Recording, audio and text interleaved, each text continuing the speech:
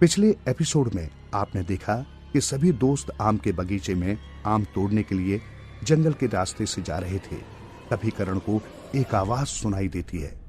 उस आवाज का पीछा करते करते वे सभी एक आदमी के घर चले जाते हैं और वो आदमी कोई साधारण आदमी नहीं था, बल्कि कोई रहस्यमयी आदमी था।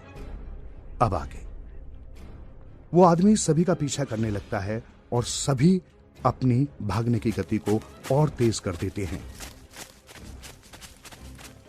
सभी दोस्तों की आंखों में खौफ था और मन में बस यही सवाल था कि क्या ये सब सच है या फिर एक माया जाल। ये जंगल तो खत्म ही नहीं हो रहा है। अब क्या करे करण, मैं तो थक गया हूँ। हाँ करण, अब तो मुझसे भी नहीं भागा जा रहा। अरे भागोगे नहीं तो मरोगे, जल्दी चलो यहाँ से। लव कुश और बुलबुल बिल्कुल धीरे धीरे चलने लगते हैं। ये ज्यादा दूर नहीं जा पाएंगे जयदेव, हमें ही कुछ करना होगा। तो फिर क्या करें करण, यहाँ तो हर तरफ सिर्फ पेड़ ही पेड़ है। तुम सभी लोग पेड़ के ऊपर चढ़ जाओ, मैं देखता हूँ इसे। ये लो जयदेव, तुम इस चिड़िया को पकड़ो। मुझे इस आदमी का सामना करना होगा, नहीं तो ये किसी को भी नहीं छोड़ेगा। ठीक है करण। हम सब इस पेड़ के ऊपर चढ़ जाते हैं। ये पेड़ काफी घना और मोटा है, हम गिरेंगे भी नहीं। जब उसके सारे दोस्त पेड़ पर चढ़ जाते हैं तो करण टॉपी के साथ एक पेड़ के पीछे छुप जाता है ताकि वो आदमी उसे ना देखे। थोड़ी देर बाद वहां पर वो आदमी उन सभी का पीछा करते हुए पहुंच जाता है। छोड़ूंगा नहीं तुम लोगों को, तुमने अच्छा नहीं किया।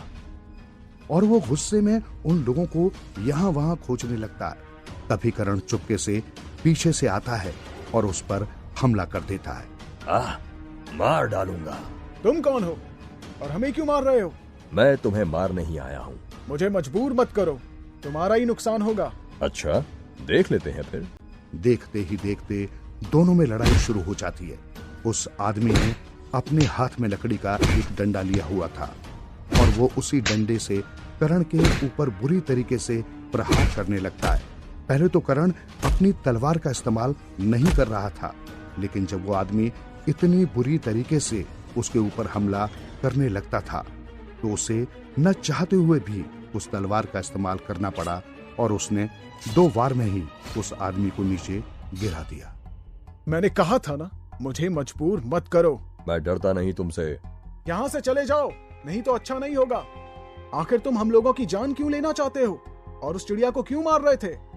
मुझे वो चिड़िया दे दो, नहीं तो अपनी जान से जाओगे। तुम अभी मेरे हाथों से मरते मरते बचे हो, फिर भी इतने घमंड से बोल रहे हो। चिड़िया नहीं मिलेगी। चिड़िया लिए बिना मैं यहाँ से नहीं जाऊंगा, चाहे मुझे कुछ भी करना पड़े। मैं तुम्हें वो चिड़िया नहीं दे सकता क्योंकि तुम उसकी जान लेने के लिए आतुर हो और मैंने ये सब अपनी आंखों से देखा है और मुझे पता है कि वो चिड़िया बोल भी सकती है। मैं किसी कारण से उस चिड़िया को किसी के हवाले नहीं करना चाहता क्योंकि वह एक मायावी चिड़िया है और अगर किसी को उस चिड़िया के बारे में पता चल जाता है तो गांव के सभी लोग उस चिड़िया के पीछे पड़ जाएंगे। मायावी चिड़िया? क्या मतलब है तुम्हारा?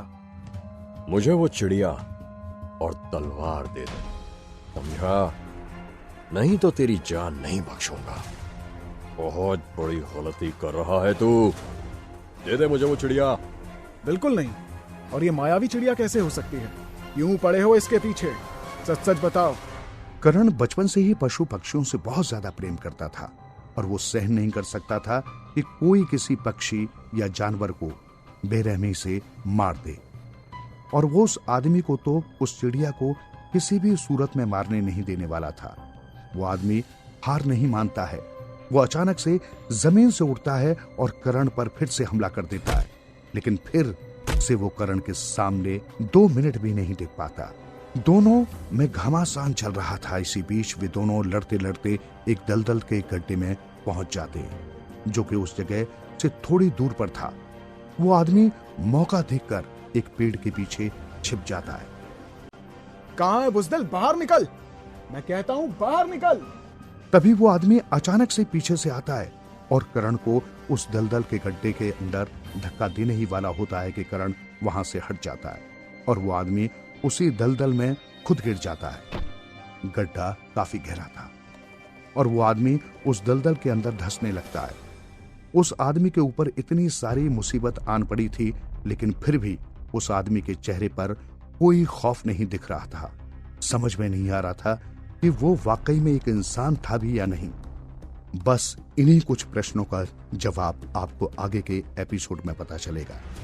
तो जब करण देखता है कि वो आदमी अब बहुत बुरी तरीके से दलदल के अंदर धंस चुका है और थोड़ी ही देर में उसकी मौत हो जाएगी, तो वो ये देख नहीं पाता। उसको उस आदमी पर दया आ जाती है और वो उस आदमी को दलदल से निकालने का प्रयास करता है। सबसे पहले वो पेड़ की एक पतली टहनी को तोड़ता है और उसकी तरफ फेंकता है। वो आदमी उस टहनी को पकड़ता है और ताकत से खींचकर उस आदमी को दलदल से बाहर निकाल देता है। तभी वहां पर जयदेव भी आ जाता है। करण का ध्यान जयदेव के ऊपर चला जाता है और इसी बात का फायदा उठाकर वो आदमी फिर से करण के ऊपर हमला करता है और उससे उस तलवार को छीनने की कोशिश करता है। तभी जयदेव को बहुत गुस्सा आता है और वो उस आदमी को फिर से उसी दलदल में फेंक देता है, क्योंकि अगर वो ऐसा न करता तो वो दोनों को ही मार डालता। उस आदमी पर तो खून सवार हो रखा था। वो तो उस दिन किसी न किसी की जान लेने वाला था। बहुत बहुत शुक्रिया जयदेव, तू ना होता तो ये तो मुझे मार ही डालता।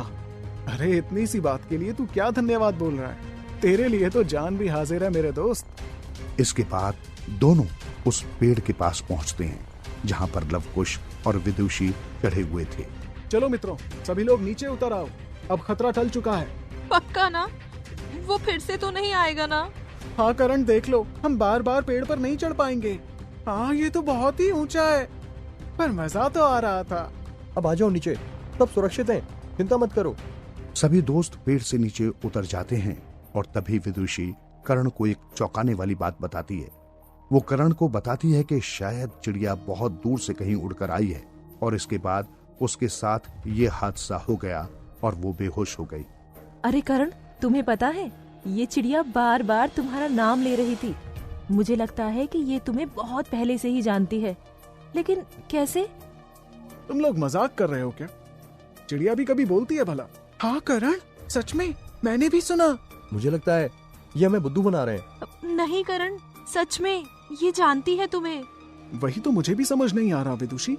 चलो हम इसे घर ले जाते हैं और इसको पानी पिलाते हैं, लेकिन हाँ ध्यान रहे, ये अभी किसी को कुछ भी नहीं बताना है।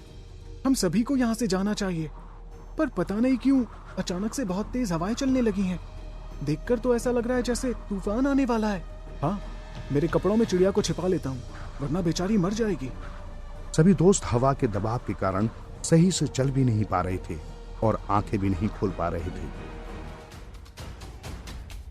तो अगले एपिसोड में हम ये जानेंगे आखिर क्या होने वाला था और तूफान क्यों आने लगा।